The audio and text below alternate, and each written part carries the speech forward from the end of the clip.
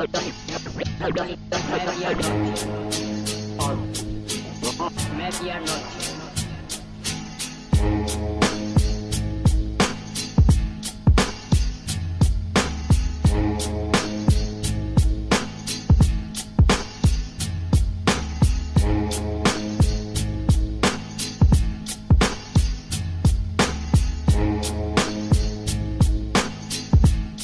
Bonjour ou bonsoir à tous en fonction du pays et de l'heure auquel vous nous écoutez. Bienvenue pour ce nouvel épisode de Bola Latina, le podcast 100% football latino de la rédaction de Lucarne Opposée. Avant de nous lancer dans cette émission, comme d'habitude, les petits rappels d'usage, je vous encourage à nous suivre sur les différents réseaux sociaux, Twitter, Facebook, Instagram, à venir interagir avec nous sur ceux-ci. Je vous encourage également à vous rendre régulièrement sur notre site lucarne-opposé.fr pour y lire les dernières actualités de la planète Hello, mais aussi pour vous cultiver entre deux matchs. N'hésitez pas non plus à vous abonner à nos différentes chaînes, celles sur lesquelles vous êtes en train actuellement d'écouter ce podcast et notamment notre chaîne YouTube sur laquelle on vous recommande, je sais pas comment le dire, de venir y laisser pouce bleu et commentaires si vous le souhaitez. Si vous voulez nous soutenir plus sérieusement, c'est-à-dire essentiellement financièrement parlant, sachez que le 14e numéro de Lucarne Opposée Magazine est toujours disponible, comme l'ensemble des autres magazines d'ailleurs. Il y est notamment question d'entraîneurs qui ont profondément marqué l'histoire du football sud-américain ou encore d'une fabuleuse année 1995. Vous pouvez aussi vous rendre sur notre boutique ou plutôt sur notre librairie qui vous permettra de découvrir les ouvrages de notre propre maison d'édition. La biographie de Garrincha, sortie en décembre dernier, est évidemment toujours disponible, et la version française des 11 Caminos al Gol, le livre référence pour mieux comprendre ce qu'est Marcelo Bielsa et sa philosophie, livre que vous pouvez d'ores et déjà précommander. Tous les liens sont évidemment dans la description. Alors place maintenant, on va se lancer surtout dans ce 8e épisode de la saison 4 de Bola Latina. Un épisode qui va nous conduire dans les travées d'un mythe brésilien, le Maracana, qui ces dernières semaines a été au centre d'une polémique notamment liée à son nom. Et forcément, puisqu'on va aller au Maracana, pour en parler, je serai accompagné du carioca de la rédaction, tout de rouge et noir vêtu, j'imagine, Marcelin Chamoin. Salut Marcelin, comment vas-tu ? Salut Nico, ça va très bien et toi ? Eh bien écoute, ça va très bien. Alors surtout qu'on va se rendre dans un stade dans lequel on était il y a 2 ans, il y a un peu moins de 2 ans maintenant, et qui a laissé de jolis souvenirs, ce Maracana. Et on va donc s'intéresser à pourquoi il est dans l'actualité ces derniers temps. C'est pas forcément pour des résultats sportifs, parce que même si on y joue, mais tout est parti d'un projet qui, justement, a eu l'ambition ou la volonté de changer le nom de ce stade, le nom officiel de ce stade. Une décision, Marcelin, qui a fait énormément parler. Est-ce que tu peux nous expliquer tout cela, tout ce qui s'est passé, ce qu'était ce projet, et nous faire un petit peu le point sur la situation ? Ah oui, donc c'est un changement du nom officiel du Maracana, qui est actuellement Estadio Jornalista Mario Filho, pour le transformer en Estadio Edson Arantes do Nascimento Rei Pelé, donc pour Pelé évidemment. C'est un projet d'André Ceciliano, qui est un député du PT, donc le Parti des travailleurs de Lula, et qui est aussi président de l'ALERJ, donc l'Assemblée législative de l'État de Rio de Janeiro. Et donc il voulait changer le nom officiel du Maracana en le nommant Pelé, pour la carrière de Pelé au Maracana. Et l'un de ses arguments aussi, c'était que ça permettait d'attirer des touristes à Rio de Janeiro. Je pense pas que ce soit un motif suffisant pour aller ou pas à Rio. Enfin, le Maracana est déjà une attraction touristique avec ou sans le nom de Pelé, mais c'est en tout cas son argument.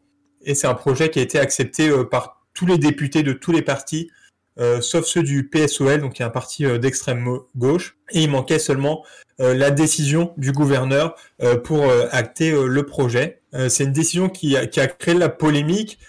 Déjà parce que la loi a été présentée en régime d'urgence. Donc il y a 3 procédures pour les projets de loi. Le régime d'urgence est évidemment la plus rapide, et normalement pour les projets vraiment urgents. Là le problème, c'est que ça a été présenté en mars 2021. Donc au mois de mars, il y a eu plus de 3600 morts de la Covid dans l'état de Rio de Janeiro, donc un chiffre en hausse. Et les hôpitaux sont surchargés. Donc juste, le timing déjà était assez mal choisi. Donc parler de régime d'urgence à ce moment-là au Brésil, c'était vraiment malvenu. Pas pertinent du tout même. Ouais, ça le faisait vraiment pas. Et puis aussi, c'est un projet qui a été rejeté, je pense, à l'unanimité quasiment par les journalistes et les historiens, mais aussi des anciens joueurs. Il y a Gerson qui a pourtant gagné la Coupe du Monde 70 avec Pelé, qui s'était prononcé contre. Et puis aussi tous les supporters, puisque les Flamenguistas ont dit que s'il fallait changer le nom, fallait que ça soit le Stade Zico. Les Vascaínos ont fait la même chose avec Roberto Dinamite. Donc vraiment, ouais, très peu de soutien. Il y a eu seulement Bebeto, l'ancien joueur, mais qui est aujourd'hui député de Rio de Janeiro, qui s'est prononcé pour. Mais c'est à peu près tout. Et Pelé lui-même ne s'est pas exprimé sur le sujet. On l'imaginait un petit peu gêné de cette polémique. Étonnant, enfin, Pelé qui ne s'exprime pas. Oui, en plus, ouais, mais là, ouais, il a rien dit. Donc, ouais, je pense pas que même lui a prouvé en fait le projet. Et le dernier point, oui, c'est que il y a une loi fédérale qui interdit de donner le nom d'une personne vivante à un bâtiment public. Donc, Ceciliano s'en était sorti un petit peu en disant qu'il n'y avait pas de fonds de l'État pour la maintenance du stade, mais ça aurait pu être refusé pour ce point-là. Et en tout cas, l'Assemblée elle-même est revenue sur son projet à cause de cette polémique, sans même attendre la décision du gouverneur. Ouais, donc ça fait encore une polémique, un projet qui capote suite à une réaction d'ensemble. Ça, si ça vous fait penser à quelque chose d'autre, voilà. Justement, on va insister quand même parce que il faut pas non plus aller faire trop de raccourcis. Le projet de loi de l'Assemblée législative de l'État de Rio était de modifier le nom officiel. Tu l'as bien précisé. Le nom officiel du Maracanã. Concrètement, on aurait quand même continué de dire qu'on se rendait au Maracanã, on l'aurait toujours appelé ainsi. Et on va en profiter justement. Est-ce que tu peux nous expliquer d'où vient ce nom Maracanã ? Alors le Maracanã, c'est le nom du quartier. À l'origine, c'est un perroquet de la région qui est à proximité d'une rivière. Et ce perroquet est appelé Maracanã, ce qui veut dire en Tupi, pardon. Donc il y a une tribu d'Amérindiens. Maracanã, c'est-à-dire ressemble au chocalho. Donc chocalho, c'est un instrument de musique brésilien parce que le chant du perroquet faisait penser au chocalho. Donc ils ont appelé le perroquet Maracanã, qui ensuite est devenu la rivière. Il y a le Rio Maracanã, ensuite le quartier, le Bairro Maracanã, et enfin le stade. Mais sinon, oui, le nom du stade Maracanã serait resté Maracanã. Aujourd'hui, on n'appelle pas le stade Mário Filho. C'est le Maracanã. C'est assez courant au Brésil que les quartiers donnent le nom des stades, notamment à São Paulo, par exemple, il y a le Morumbi ou le Pacaembu, sont deux quartiers de São Paulo. Et sinon, on peut parler aussi du Mineirão. Donc là, ça vient du Mineirão, l'habitant du Minas Gerais. Mais là aussi, il y a un nom officiel qui est Magalhães Pinto, qui était le gouverneur du Minas Gerais. Ça se faisait aussi beaucoup à l'époque de donner le nom du gouverneur qui a un peu acté le projet des stades, notamment pendant la dictature. Et justement, Magalhães Pinto a œuvré pour le coup d'État militaire de 64 qui plonge le Brésil dans la dictature.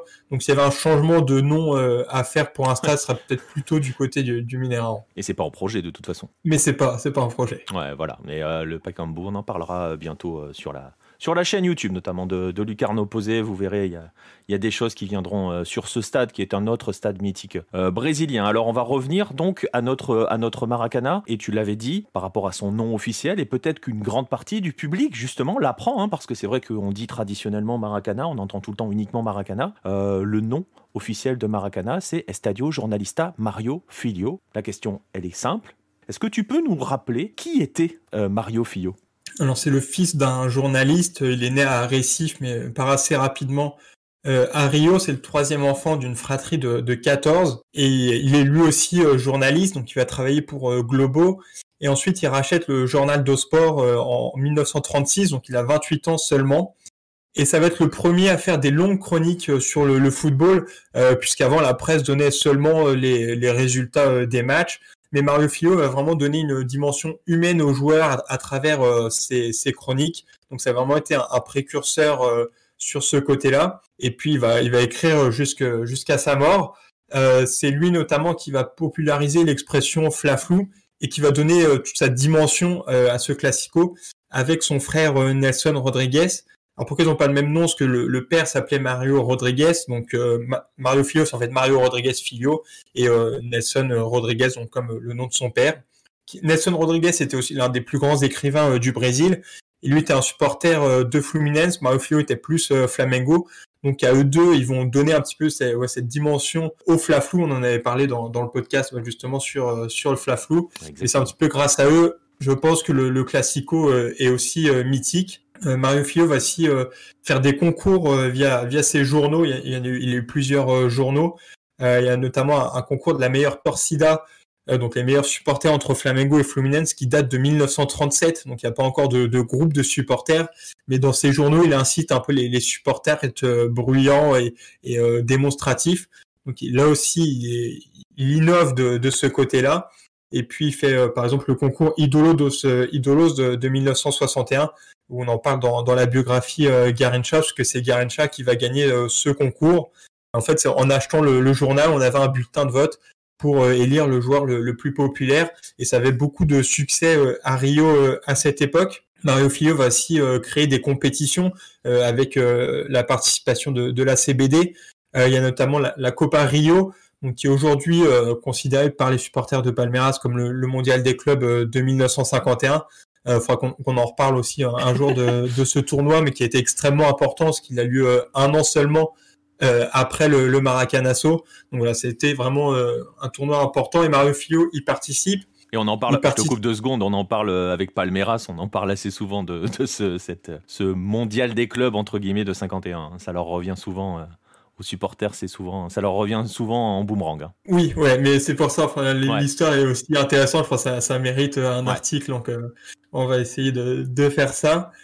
Et Mario Filho crée aussi le tournoi Rio-São Paulo, donc à l'époque, il n'y avait pas d'affrontement officiel entre les clubs de Rio et ceux de São Paulo, et donc il va faire ce tournoi qui est du coup l'un des ancêtres du Brasileirão que l'on connaît aujourd'hui. Il va publier 6 livres aussi sur le football, et surtout en 1947, il y a O Negro no Futebol Brasileiro, donc on en parlait dans le 4e magazine ce coup-ci, qui va rééditer en 64 pour ajouter forcément les chapitres sur le Maracanazo et Pelé et Garrincha.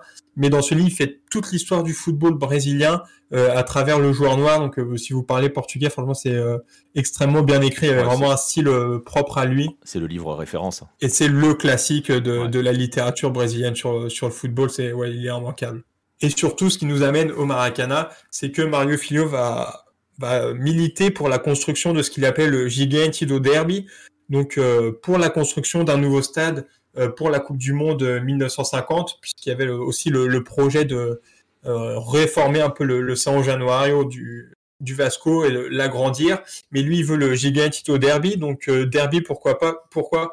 Puisque c'était le nom de l'ancien hippodrome où se trouvait l'emplacement qu'il voulait. Et il se trouve dans le centre de Rio. Il est desservi par une gare routière. Et donc, le stade serait accessible aussi bien pour la zone sud de Rio, qui est traditionnellement riche, et la zone nord où les pauvres sont concentrés. Donc, c'était vraiment le projet qu'il va porter, et qui s'oppose à celui de Carlos Lacerda, qui est un homme politique.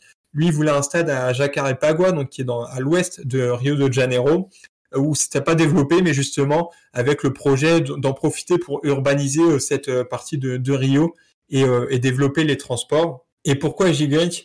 Parce que Mario Filho voulait le plus grand stade du monde. Je crois à l'époque c'était Hamden Park, mais lui voulait un stade de plus de 150 000 personnes, et donc qu'il soit accessible à tous. Donc on l'a dit, par son emplacement, mais aussi sa capacité, puisque à l'époque Rio avait 2 millions d'habitants. Donc en fait, avec le Maracana, ces 200 000 places, il y a 10% de la ville qui pouvait se retrouver au Maracana. Et en tout cas, Mario Filho, pendant des mois, ça va durer très longtemps, et pendant des mois, il va militer quotidiennement avec des articles dans ses journaux pour la construction du Maracana, et c'est aussi grâce à lui qu'il va y avoir le Maracana. Et d'ailleurs, le journaliste Rui Castro va le surnommer le ministre du football brésilien. Donc voilà, ça représente bien qui il était. Et l'impact qu'il a dans l'histoire du foot brésilien. Et l'impact, on l'a vu avec les compétitions, avec ses articles, l'influence qu'il pouvait avoir. C'est le plus grand journaliste sportif du Brésil. Et d'ailleurs, son frère Nelson Rodrigues, à sa mort, va dire qu'il était un créateur de foule. Et donc il meurt en 66. Et le Maracana, qui à l'époque s'appelait Estadio Municipal, donc bon, c'est assez banal comme nom, va être renommé quelques temps après sa mort, Estadio Jornalista Mario Filho. Et pour terminer sur Mario Filho, donc on l'a vu, il est à l'origine du Maracana, mais il est aussi à l'origine du défilé des écoles de samba, qui va créer en 1932 dans un journal qu'il avait fondé qui s'appelait O Mundo Sportivo, qui va pas durer longtemps, mais il va faire une compétition et organiser ce défilé des écoles de samba. Donc c'est lui aussi qui donne l'origine au carnaval qu'on connaît aujourd'hui. Donc c'est pour ça que c'est important que le Maracana reste sous le nom du Mario Filho par rapport à tout ce qu'il a fait pour le Brésil. Parce que quand tu cumules foot et carnaval, tu as déjà un bon aperçu de la culture brésilienne, même si aussi il va s'intéresser à d'autres sports.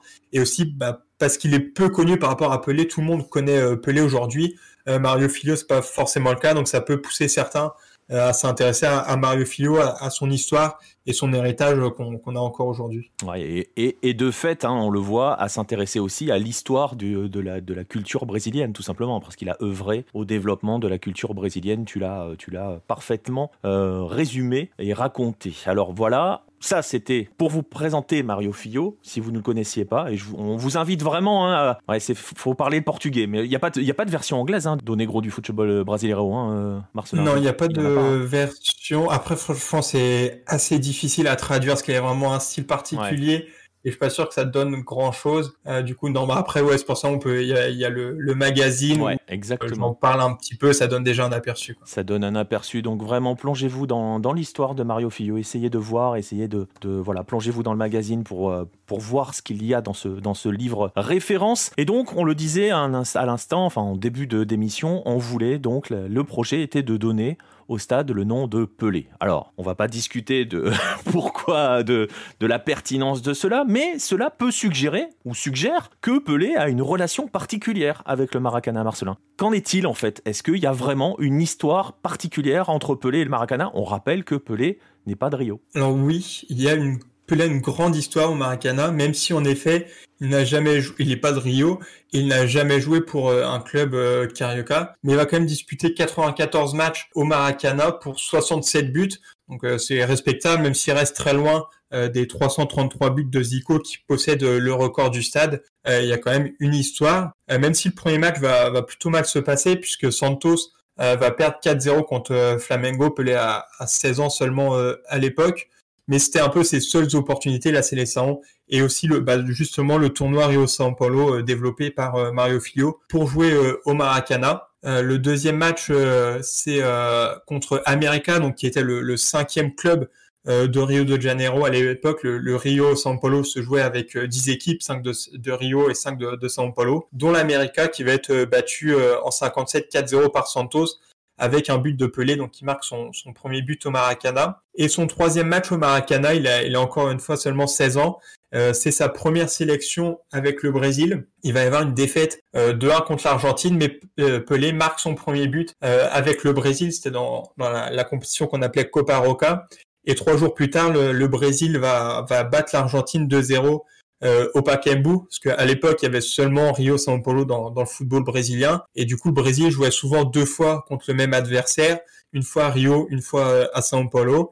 Et donc, 3 jours plus tard, il retrouve l'Argentine et cette fois, le Brésil s'impose avec un nouveau but de Pelé qui remporte ce premier titre avec le Brésil. Et dès son 4e match au Maracana, il va y avoir un quadruplé à nouveau contre l'América. Cette fois-ci, il a 17 ans. Mais on voit assez rapidement, il marque des buts et il remporte des titres. Et il va jouer avec la Seleção. Donc seulement au Maracana, il y a 36 matchs et 29 buts, ce qui est un total élevé par rapport à aujourd'hui. C'est vrai que le Brésil joue très peu au Maracana. C'était beaucoup plus le cas à l'époque de Pelé, donc il a pu s'exprimer dans ce stade. Il va y avoir notamment des triplés contre le Chili, l'Argentine lors de la Copa Roca en 63 cette fois-ci, et la Belgique. Et il y a aussi forcément beaucoup de matchs amicaux, vers très peu de matchs officiels. Il y a seulement 3 matchs des éliminatoires à la Coupe du Monde 70, parce qu'avant le Brésil est qualifié automatiquement. Et sur ces 3 matchs, Pelé va mettre 4 buts.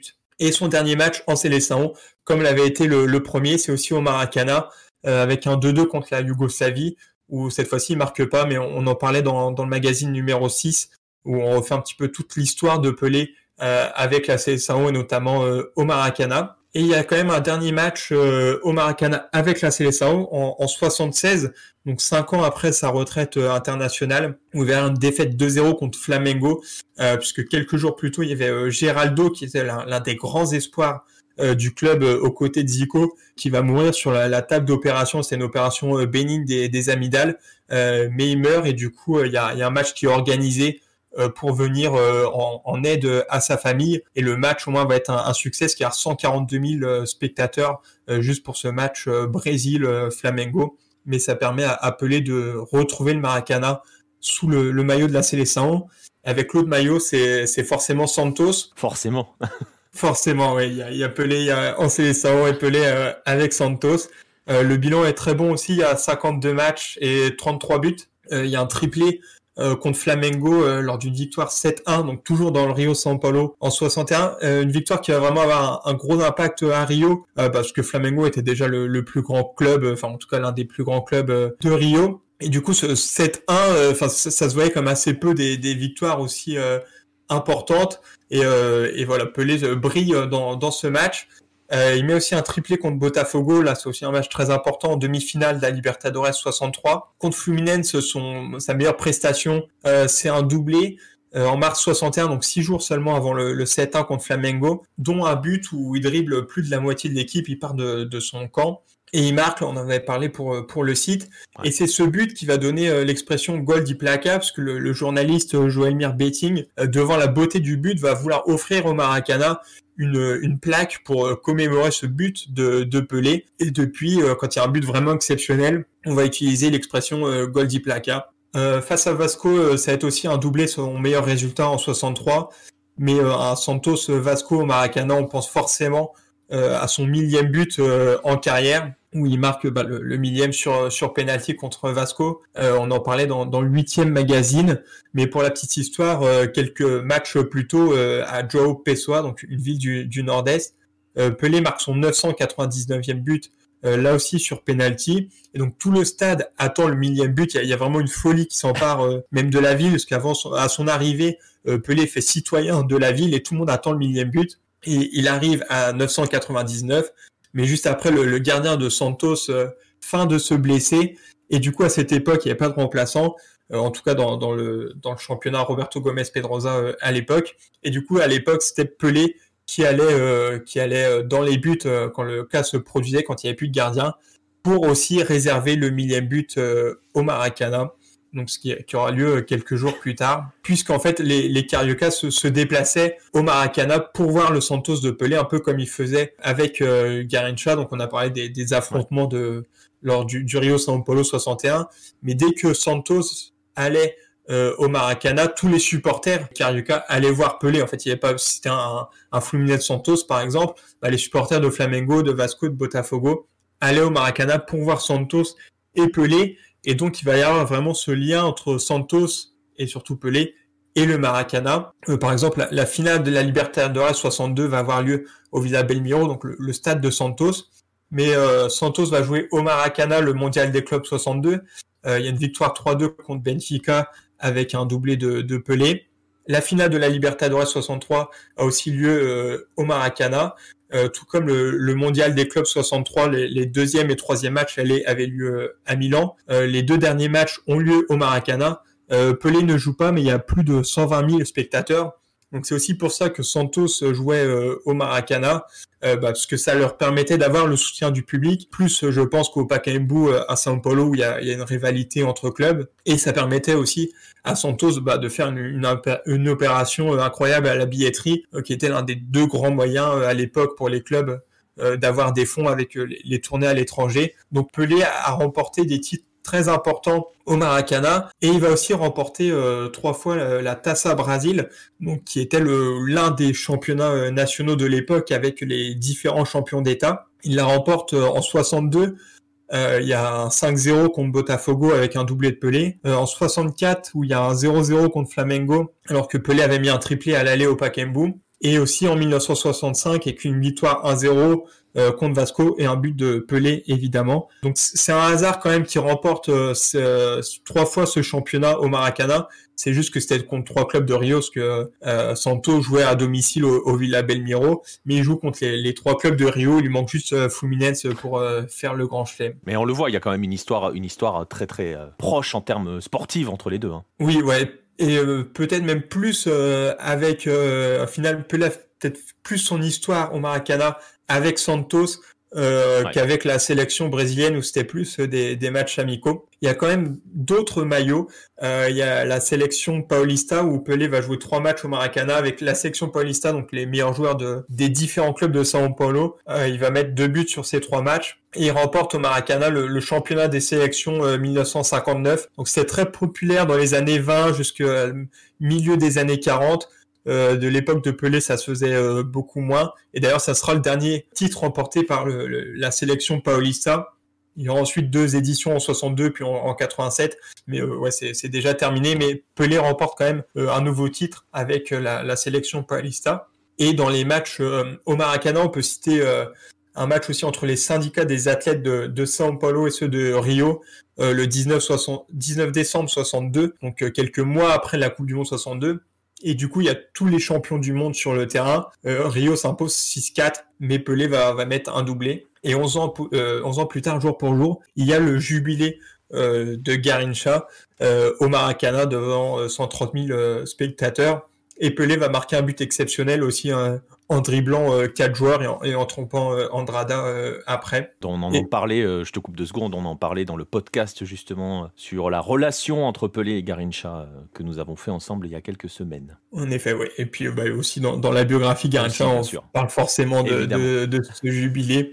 Mais c'est vrai que voilà, la star c'est Garrincha, mais Pelé marque un but vraiment incroyable et il est disponible sur YouTube face à Andrada contre qui il avait mis son 1000e but aussi. Et donc pour finir, le dernier match de Pelé au Maracanã, c'est en 79, donc 2 ans après sa retraite. Il y a un amical Flamengo Atlético Mineiro. Et Zico, qui est déjà la star de Flamengo, va lui céder son numéro 10 pour jouer avec le numéro 9. Et ça va lui réussir, parce que Zico va marquer un triplé, dont un but sur penalty qu'il avait voulu laisser à Pelé, qui va refuser, donc il ne marque pas pour son seul match avec Flamengo au Maracanã. C'est son dernier match au Maracanã, donc on le voit, il y a quand même une grande histoire de Pelé dans ce stade, même si Mario Filho, par rapport à tout ce qu'il a fait, je pense symbolise plus le Maracanã. Et d'ailleurs, c'est l'un des seuls points positifs en fait de ce projet, c'est que Mario Filho a symbolisé ce qu'on appelle le Antigo Maracanã ou le Velho Maracanã, c'est-à-dire le Maracanã des années 50 jusqu'aux années 90, qui était vraiment le stade du peuple avec cette tribune populaire qu'on appelait la Gérald, qui était l'âme du Maracanã. Et Pelé aurait été le Novo Maracanã, comme on l'appelle, celui de la Coupe du Monde 2014, qu'on aime un petit peu moins. Ouais, et cet ancien, cet Antigo Maracanã, dont tous les flamenguistas que l'on croise ou que l'on a croisés, je me souviens aussi notamment d'une interview que tu avais fait avec un supporter de Flamengo dans un des magazines, j'ai oublié le numéro, je ne sais pas si tu l'as en tête, mais voilà, ce vieux Maracanã avec la Gérald dont tous les anciens parlent avec une grande nostalgie. Ouais, c'est le numéro 8, je crois, où il y a justement sur l'année 1969, donc avec aussi le 1000e but de Pelé. Mais oui, le Maracanã, je pense qu'il a marqué tous ceux qui ont eu la chance de le connaître avant. Et ouais, cette tribune Gérard qui était un spectacle dans le spectacle qui était le terrain de foot, mais il y avait aussi le spectacle de la tribune. Ouais. Bon, après, si vous allez à Rio, allez quand même au Maracanã. Ça serait quand même terrible d'aimer le foot et de ne pas aller au Maracanã une fois dans sa vie. Si on est du côté de Rio, c'est quand même une belle expérience, même si effectivement, c'est pas l'ancienne expérience. Alors, tu parlais de Pelé. On parle dans cette émission de la volonté de lui donner un nom à un stade, des stades Pelé. Au Brésil, il en existe pourtant, Marcelin. Oui, il y en a eu d'abord un à Brasilia, donc, qui s'appelait le stade Edson Arantes Nascimento, qui était appelé le Pelézão, qui a été inauguré en 1965 et qui va tomber en désuétude à partir de 1974 avec l'inauguration du stade qui était appelé Governador Helio Prates, donc encore un stade nommé avec le nom du gouverneur, mais qui va être renommé dans les années 1980 Estadio Mané Garrincha, donc qui va être reconstruit après pour la Coupe du Monde 2014. Mais on retrouve à Brasilia donc Pelé et Garrincha, même s'ils n'ont pas de lien vraiment avec la ville. Mais le Pelézão va être démoli en 2009. Et il va y avoir un autre stade, Rei Pelé, à Maceió, donc dans la Lagoas, dans le nord-est, qui est un stade inauguré le 25 octobre 1970. Donc on comprend pourquoi le stade Rei Pelé, parce que c'est quelques semaines après la Coupe du Monde de 70. Et l'ironie, c'est que le stade pourrait changer de nom.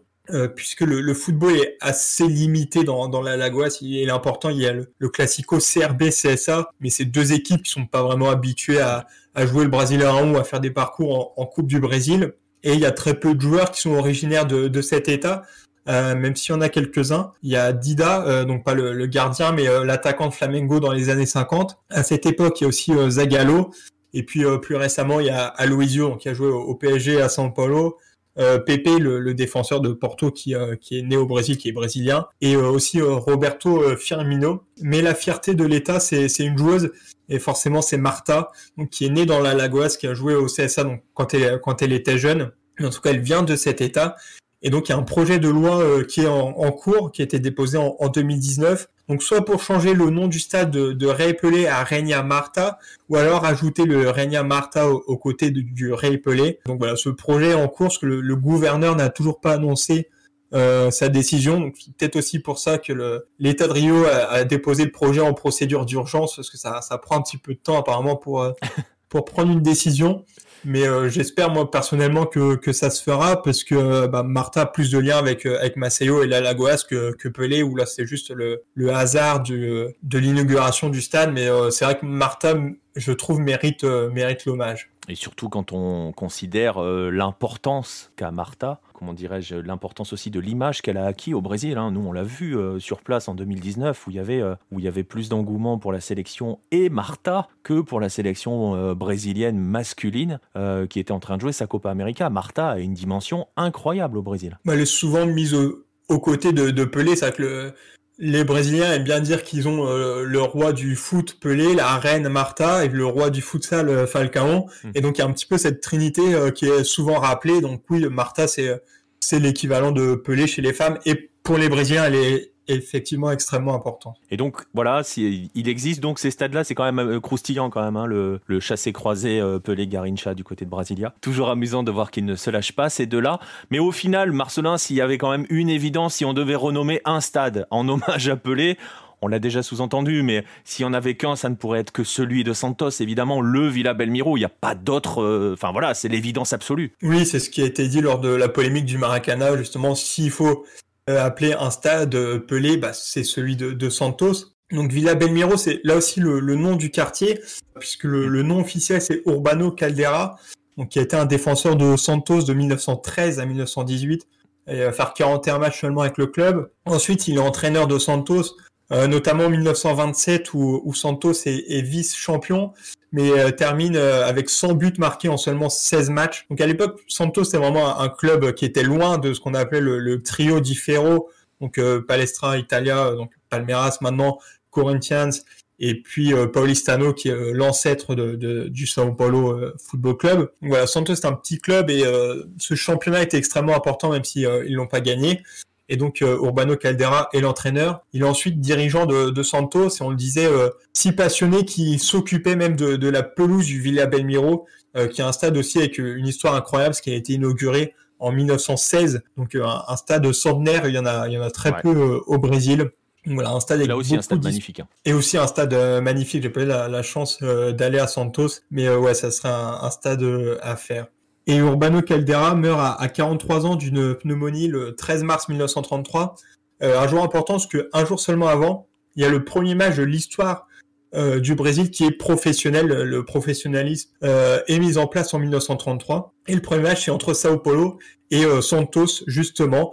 Et du coup, Urbano Caldeira, qui meurt le lendemain, va symboliser un petit peu ce football amateur, sans être le meilleur joueur de Santos à cette période, où ça serait plutôt Fetiso et puis Araken Patuska en deuxième. Mais en tout cas, il y a Urbano Caldeira qui a une histoire importante à Santos. Et 10 jours après sa mort, le stade est renommé en son nom. Et c'est le cas depuis 1933. Donc voilà, c'est un joueur qui était, un personnage même qui a été important pour Santos, mais qui est incomparable avec Pelé, qui a mis 1091 buts avec Santos, qui a tout remporté. Et si le nom de Santos est aussi connu dans le monde, c'est aussi et surtout même, je dirais, grâce à Pelé, avec tous ses titres et toutes ces tournées qu'il a pu faire dans le monde entier. Il n'y a pas eu qu'en Europe, il y a eu dans le monde entier. Pelé a vraiment symbolisé Santos, et donc ça serait logique que le stade soit renommé en son nom. Et d'ailleurs, Santos est propriétaire de son stade, donc il n'y a pas la loi fédérale qui empêche le changement de nom maintenant. C'est un hommage qui peut être fait du vivant de Pelé. J'espère vraiment que ça sera fait avant sa mort. Il n'y a pas besoin d'attendre qu'il soit mort pour faire cet hommage, tellement il est logique. Ouais, il est tellement évident. D'ailleurs, on se demande même pourquoi ça n'a pas été envisagé avant. On sait si c'est un peu dans. Tu disais que c'est ce qui a été dit lors de la polémique sur le Maracana. Est-ce que tu penses que ça peut planter une petite graine dans l'esprit et se dire tiens, on va peut-être enclencher pour lui donner le nom au Villa Belmiro? Je crois pas que Santos se soit exprimé ni sur le changement du Maracana, ni sur un changement à venir pour le stade, mais oui, je pense que ça peut quand même donner l'idée, surtout si aussi le stade de Maceió est renommé stade Marta. Peut-être que par ricochet, du coup, il faudra un stade Pelé, et j'espère que ça va se faire rapidement. Et ce qui, au final, donnerait quand même une certaine logique. Et quand on parlait tout à l'heure avec le Maracana de l'histoire de Mario Filho et de l'empreinte qu'il a laissée dans l'histoire, non seulement du football brésilien, mais vous l'avez vu, dans l'histoire de la culture et du Brésil tout court. Voilà, ça permettrait Maceió, Marta, parce que c'est évident, Villa Belmiro, Pelé, parce que c'est évident, et on laisse Mario Filho, Maracana, parce que c'est évident aussi, finalement. Oui, ce serait la bonne chose à faire, surtout que, le stade de Santos, Urbano Caldeira, c'est un peu moins difficile, je trouve, de changer le nom, en fait, parce que même si, on l'a dit, il a été important, il y a quand même un poids qui est comparable justement avec celui de Mario Filho pour le Maracana. Ouais, exactement. Et bien voilà, on va en rester là sur ce podcast, sur cette plongée dans l'histoire du Maracana et d'autres stades et du Brésil. On vous encourage vraiment, si un jour vous avez la chance d'aller à Rio, si un jour on nous libère, si vous avez la chance d'aller à Rio, d'aller faire un tour du côté du Maracana, parce que voilà, même s'il n'y a plus la Gérald, même si c'est pas l'ancien Maracana, il faut vraiment le faire. Ça et la boutique de Flamengo, Marcelin, c'est ça, j'ai bien résumé Rio. La boutique de Flamengo, évidemment. Mais le Maracana, oui, et là aussi, franchement, plutôt un match de Flamengo, c'est un autre spectacle quand même. Même aussi, il n'y a pas de match, il y a une visite qui est possible et qui est franchement très bien aussi. Donc même sans match, ça peut être fait. Ouais, ce qui est valable pour quelques stades brésiliens que vous pouvez faire sans qu'il y ait forcément de match. Voilà, on va en rester là pour cette émission sur le Maracana et sur ce projet de changement de nom. Merci de m'avoir accompagné, Marcelin. Merci à toi. Et puis on vous retrouvera très vite pour d'autres émissions. On vous rappelle, suivez-nous sur les réseaux sociaux. Venez sur notre Discord pour discuter de tout cela, notamment par exemple, venez nous partager vos expériences si vous en avez vécu au Maracana ou nous expliquer ce qu'il représente pour vous. Voilà, on va vous laisser là, on va vous souhaiter une bonne fin de journée ou un bon début de journée en fonction de l'heure à laquelle vous écoutez ce podcast, et on vous donne rendez-vous très très vite pour de nouveaux podcasts et pour des reportages au Brésil, etc. À bientôt les amis.